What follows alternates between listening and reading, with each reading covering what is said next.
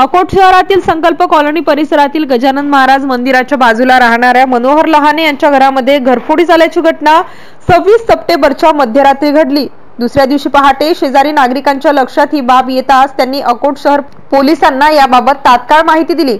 घरमालक मनोहर लहाने हे आपल्या कुटुंबासह परगावी गेल्याची संधी साधून चोरट्यांनी घराचा दरवाजा तोडून कपाटातील 70,000 रुपये रोख व सोन्या चांदीचे दागिने लंपास केले आहेत। शहरातील याच कॉलनी परिसरामध्ये मागील वर्षी एकाच दिवशी 5 ठिकाणी चोरी झाल्याची घटना घडली होती।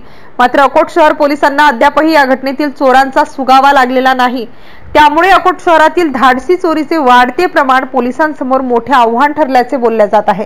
दरम्यान मनोहर लहाने यांच्या घरातील चोरीचा सीसीटीव्ही फुटेज समोर आला असून या चोरांना लवकरच पकडण्यात येईल असे आश्वासन शहर पोलीस स्टेशनच्या ठाणेदारांनी दिले आहे। MCN न्यूज मराठी करिता विशाल आगरे, अकोट शहर प्रतिनिधी। मी मनोहर लहाने, संकल्प कॉलनी अकोट। आम्ही दोघं उभयता दिनांक 18 सप्टेंबरला संध्याकाळी पुण्याला निघून गेलो होतो आणि पुण्यालाच मुक्कामी होतो।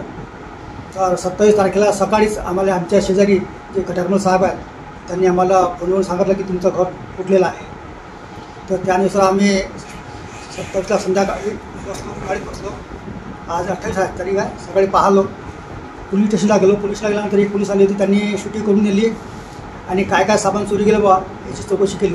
तर पाहता आमची कॅश होती 70,000 रुपये आणि देवपूजेचे काही जे पैसे होते जवळजवळ 8-9 हजारापर्यंत ते एक कृष्णाची मूर्ती होती, पितळचीच होती, ती गेली।